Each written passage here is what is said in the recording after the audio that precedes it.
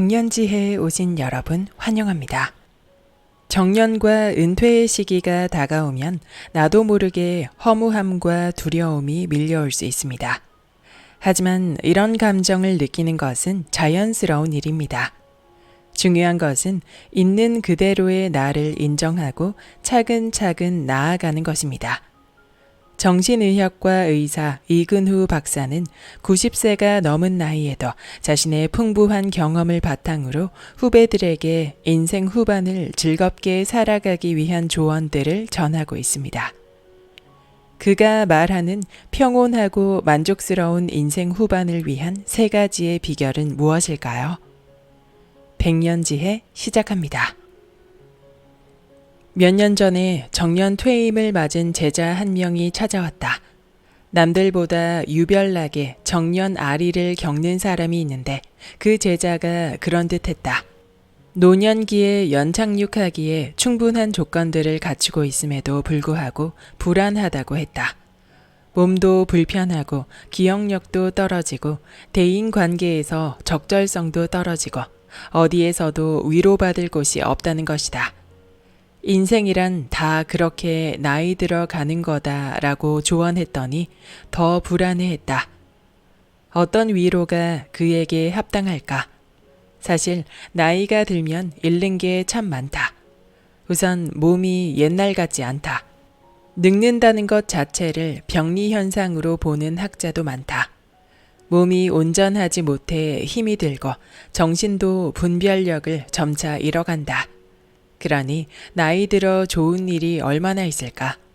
이런 악조건 속에서 그나마 어느 정도 운신이 가능한 노년을 보낼 수 있다면 축복이라 할 만하다. 나는 그가 남들보다 많은 것을 갖고 있다고 일깨워 보았다. 그동안 연구도 많이 했고 후학들도 잘 가르쳐 놓았으며 알뜰하게 저축한 자산도 있고 연금도 나오니 그는 노후 준비가 매우 훌륭한 편에 속했다. 게다가 퇴임 후 이곳저곳에서 강의하며 소일을 하고 있었다.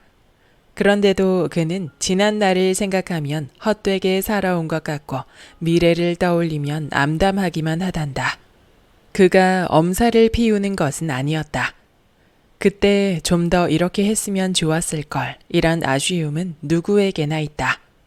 또 나이가 들면 살아갈 날이 얼마 남지 않았다는 사실에서 불안이 엄습한다. 그러나 나이 들면 누구도 비켜갈 수 없기에 불안에만 사로잡히는 것은 아무런 도움이 안 된다. 그래서 앞으로 노인의 반열에 오르게 될 후배들을 위해 경험을 토대로 나름의 몇 가지 훈수를 적어보았다. 첫째, 노인이 된다는 것을 받아들이고 그럼에도 불구하고 하는 마음을 갖추라. 선생님, 젊어 보이십니다. 이런 말에 현혹돼서는 안 된다. 아무리 젊어 보여봤자 먹는 나이가 어디로 사라지는 것은 아니다. 젊어 보인다는 게 젊다는 뜻은 아니다. 그런데도 스스로 젊다고 우긴다면 그만큼 어리석은 짓이 없다. 노인이 가진 조건이란 유리한 것이 별로 없다. 둘러보면 우울한 일, 슬픈 일이 더 많다. 그러나 그럼에도 불구하고 하는 마음으로 살펴보면 전부 나쁜 조건만 있는 건 아니다. 몸도 불편하고 마음도 불편하지만 그래도 소일을 할 구석은 어디엔가 있다. 지금까지 가치 있는 일이라고 생각하지 않았을 뿐 분명 할 수 있는 일이 숨어 있다. 지금의 나는 지난 과거의 결과물이다. 누구에게나 과거에 축적한 지식과 경험이 있게 마련이다. 이게 바로 숨어 있는 재간이다. 만약 재간을 못 찾겠다면 그것은 쌓아온 결과물을 과소평가하고 있기 때문이다. 크든 적든 내 삶의 결과물은 참 소중한 것이다. 일생을 투자해서 일군 결과를 자신이 과소평가한다면 남들도 그 가치를 소중하게 보지 않을 게 분명하다. 자신의 나이를 기꺼이 받아들이고 그 틈새에서 그럼에도 불구하고 무슨 재간이 있는지 살펴보기를 권한다. 틀림없이 자기만의 것이 존재한다. 둘째, 서두르지 말고 야금야금 실천해보라. 숨어있는 재간을 찾았다면 실천으로 옮겨야 한다.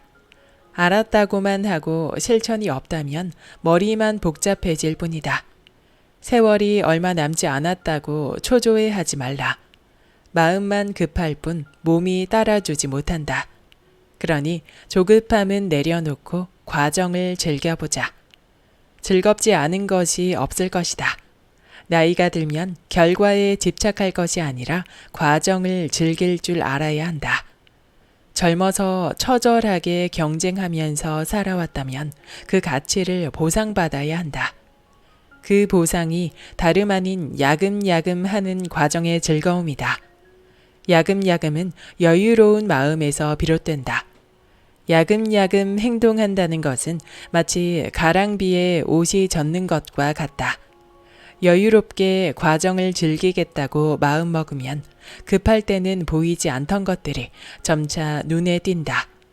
새로운 발견이 늘어날수록 즐거움이 커지고 즐거움은 꾸준함으로 이어진다.